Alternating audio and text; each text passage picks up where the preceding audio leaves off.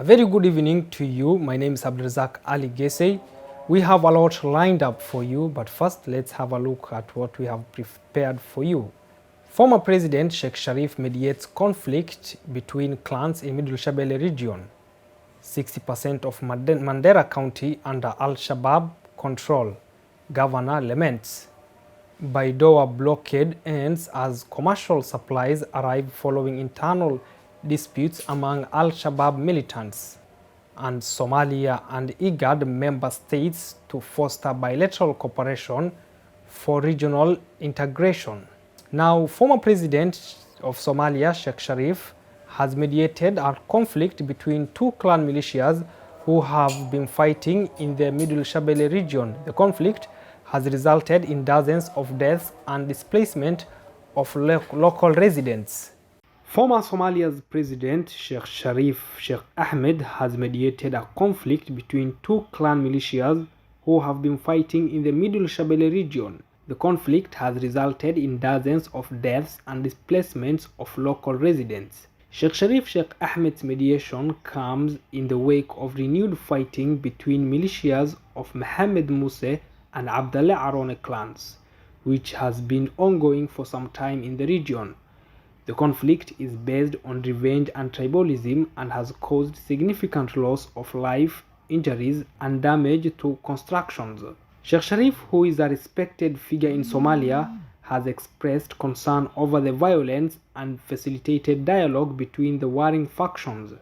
His mediation has been welcomed by the Hirshabelle administration and other local organizations that are working to promote peace and reconciliation in the region.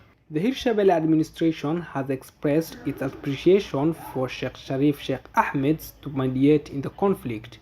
In a statement, the administration said that it was committed to working with all parties to bring an end to the fighting and restore peace and security in the region. The conflict in the Middle Shabelle region is just one of many ongoing conflicts in Somalia. Despite the efforts of local organizations and international partners to promote peace and reconciliation, violence and instability continue to plague the country. Meanwhile, Mandera Governor Mohammed Adan Khalif has revealed that 60% of the county is under the control of the militant group Al-Shabaab. According to Mohammed, the militants' presence has impacted how services are delivered across the country.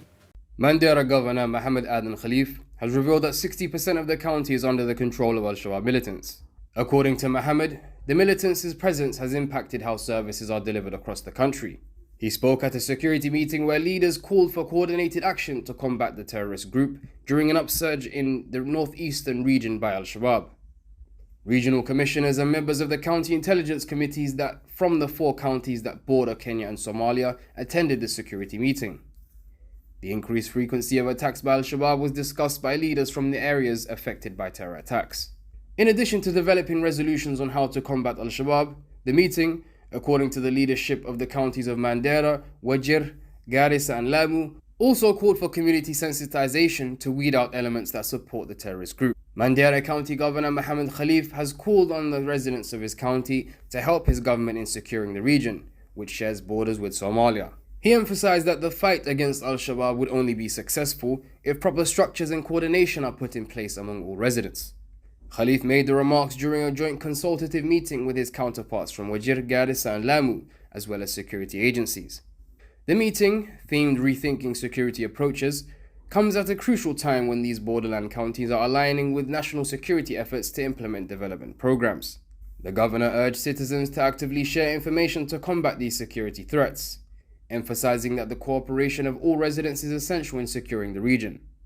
Governor Ahmed Abdullahi of Wajir echoed Khalif's sentiments and urged residents to follow the example of what is happening in Somalia and take responsibility for driving out these militants themselves. The meeting was an opportunity for the leaders to discuss common security concerns in the region and explore ways to address them. They recognized that the 4 counties, due to their proximity to Somalia, face heightened insecurity from the terror group Al-Shabaab. During the meeting, the leaders emphasized the importance of providing human rights compliance training to security personnel to minimize violations of human rights in their operations. The initiative stemmed from discussions among political leaders about common security concerns in the region. The leaders also recognized the need to address the root causes of insecurity, such as poverty and unemployment, through the implementation of development programs. They pledged to work together to ensure that the region is secure and that development programs are implemented effectively. After weeks of being under siege by Al-Shabaab militants, the residents of Baidoa can finally breathe a sigh of relief as commercial supplies arrived on Friday, marking the end of a long and arduous blockade that has caused considerable stress and hardship for the community. After weeks of being under siege by Al-Shabaab militants, the residents of Baidoa can finally breathe a sigh of relief as commercial supplies arrived on Friday, marking the end of a long and arduous blockade that had caused considerable stress and hardship for the community. The siege had led to a significant surge in commodity prices, with fuel prices soaring as high as $2 per litre, and a single glass of milk fetching unprecedented $3, causing considerable strain on the community.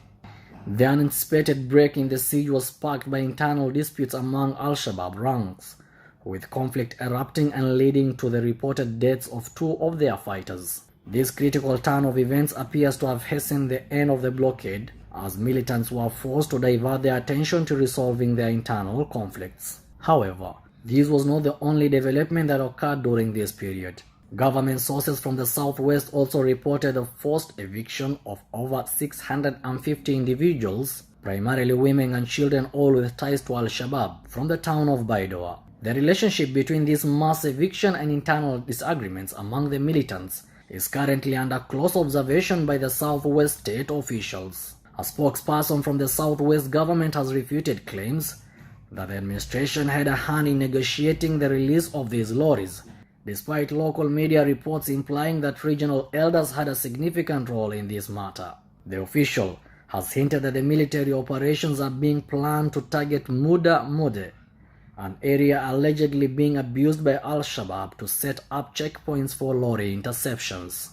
The end of the siege has brought a sense of relief to the residents of Baidoa, who can now access much-needed supplies that have been cut off for weeks. However, the repercussions of this internal conflict within Al-Shabaab and its potential impact on the region's stability are yet to unfold fully. Analysts posit that this rift within Al-Shabaab, seemingly a catalyst for the lifting of the blockade, might have far-reaching consequences. Discussions of easing the sieges on other beleaguered southwest districts have already surfaced, hinting at the possibility that the unrest in Baidoa may ripple outwards. As Baidoa marketplaces once again bustle with trade, the regions hold its breath. The events of the past few weeks have highlighted the precariousness of the security situation in the region and the need for concerted efforts to address the underlying issues. For now, the residents of Baidoa can take comfort in the fact that the siege has ended and they can finally access the supplies they need to go about their daily lives.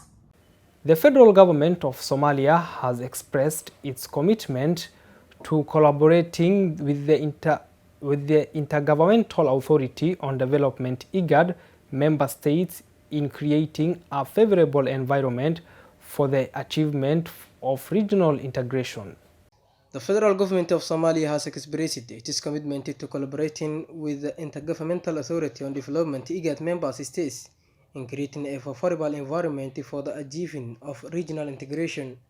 This was confirmed during meeting between Somalia's Planning Minister Mahmoud Benabene and IGAD's Executive Secretary Wagner Gibayuhu, who both underscored the importance of fortifying bilateral cooperation and fostering programs aimed at promoting prosperity and progress for both Somalia and IGAD member states.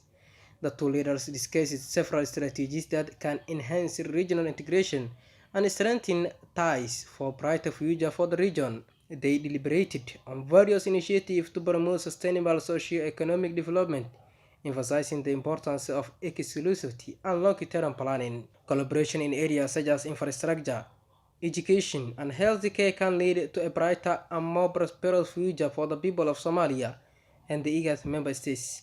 The meeting between Minister Benabene and Executive Secretary Gibayuhu signals a renewed commitment to regional integration and cooperation, and it is hoped that this will lead to more prosperous and stable region. That's all we have prepared for you on this day. My name is Abdulrazak Ali. Have a lovely evening.